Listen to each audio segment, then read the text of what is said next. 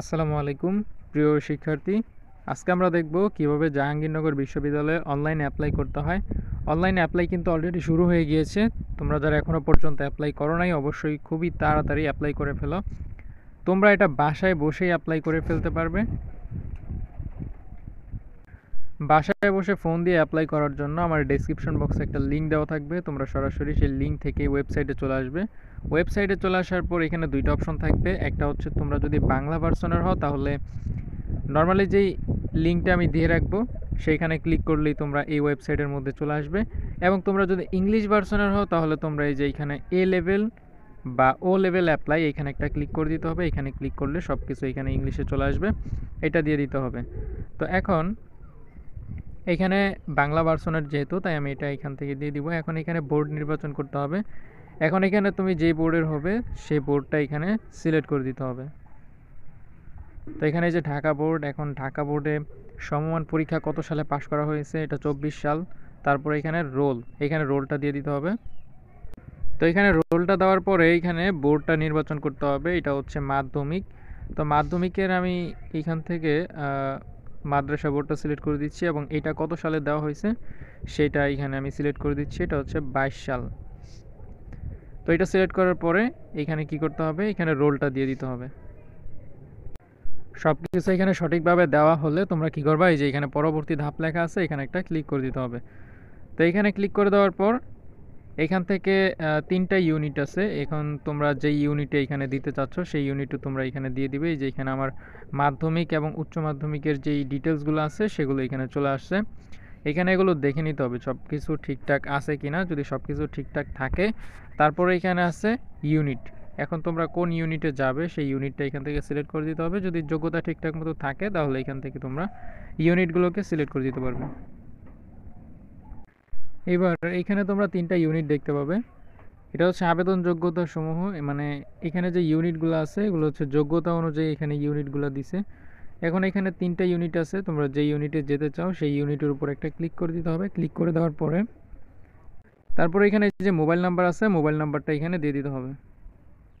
তো এখানে মোবাইল নাম্বারটা দেওয়ার পরে এখানে যে আবেদনকারীর ইমেল, একটা ইমেল এখানে বসাই দিতে হবে, অ্যাক্টিভ ইমেল যেটা ফোনের মধ্যে আছে। তো এখানে আমি একটা ইমেল বসাই দিচ্ছি। তো এখানে আমি একটা ইমেল বসাই দিলাম। বসাই দেওয়ার পরে এখানে যে নিশ্চিত করুন এখানে একটা ক্লিক করে দিতে হবে। তো এখানে ক্লিক করে দেওয়ার পরে এই যে এখানে এই নাম্বারে একটা কোড যাবে 6 ডিজিট, এইটা সংরক্ষণ করে রাখতে হবে, কারণ এইটা পরবর্তীতে লাগতে পারে। এবং এইখানে এই যে আমি হয়তো একটা পাসওয়ার্ড সেট করতে পারবো। তো এখানে আমি একটা পাসওয়ার্ড সেট করে দিচ্ছি যেটা আমার পরবর্তীতে প্রয়োজন হতে পারে। যেমন এটা তারা অলরেডি দিয়ে দিয়েছে SMS এর মাধ্যমে। তো এখানে আছে 98 36 44। এখানে যে পাসওয়ার্ডটা আছে এই পাসওয়ার্ডটা আর আমি দেখাচ্ছি না, কারণ এটা আমার সিকিউরিটি হিসেবে রাখতে হবে। এবং এই পাসওয়ার্ডটা দেওয়ার পরে এখানে যে নিশ্চিত করুন এখানে একটা ক্লিক করে দিতে হবে। তো এখানে ক্লিক করে দেওয়ার পরে আমাদের এই যে এখানে যে আবেদনটা ছিল এইটা কিন্তু এই যে এখানে চলে আসছে। এবং এখান থেকে আমি এই যে আবেদন ফি যেটা আছে সেটা আমাকে এখান থেকে পে করে দিতে হবে। তো এখন আমি এখান থেকে আবেদন ফিটা দিয়ে দিচ্ছি। তো এখানে প্রথমে কি করতে হবে, যে এখানে একটা স্বাক্ষর দিতে হবে, তারপর এখানে ছবি ও স্বাক্ষর এখানে একটা আপলোড দিতে হবে। এবং আপলোড দেওয়ার পরে এখানে এই যে এই ইউনিটে যদি আমি যেতে চাই তাহলে আমাকে এখান থেকে কি করতে হবে, এই যে এখানে 700 টাকা প্রদান করতে হবে। সি ইউনিটে দিতে হবে 700 টাকা এবং C1 ইউনিটে দিতে হবে আমাকে 500 টাকা। তো এখন আমি যে এখান থেকে আমাকে একটু দেখে নিতে হবে যে সব কিছু ইনফরমেশনগুলো এখানে ঠিক আছে কিনা। যদি এগুলো ঠিকঠাক থাকে তো তারপর এখান থেকে আমি দিতে পারবো। যেমন এখানে আছে কেমিস্ট্রি আছে, ম্যাথমেটিক্স আছে, তারপর এখানে আছে ডাটা সায়েন্স, তারপর আছে এখানে এনভায়রনমেন্টাল সায়েন্স। তো এখানে অনেকগুলো আছে। তো এগুলো আমি দেখাচ্ছি একটু পরে। আর এখানে এই যে একটা স্বাক্ষর দিতে হবে, স্বাক্ষরের একটা ছবি সেটা গ্যালারি থেকে সরাসরি আপলোড দিতে হবে।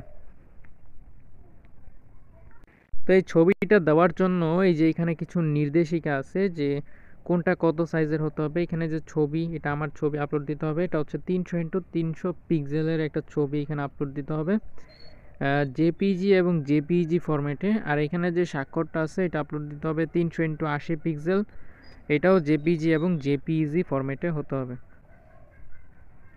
তো এখানে ছবি আপলোড দিতে হবে, তারপরে এখানে এই যে ফিটা আছে এটা প্রদান করতে হবে। এইখান থেকে যে কোনো একটা সিলেক্ট করে দিতে হবে, যেমন এই যে কেমিস্ট্রি। তো এখান থেকে যদি আমি এই যে ফিটা প্রদান এখানে যদি একটা ক্লিক করি, তাহলে এখান থেকে ফি প্রদান করতে পারবো।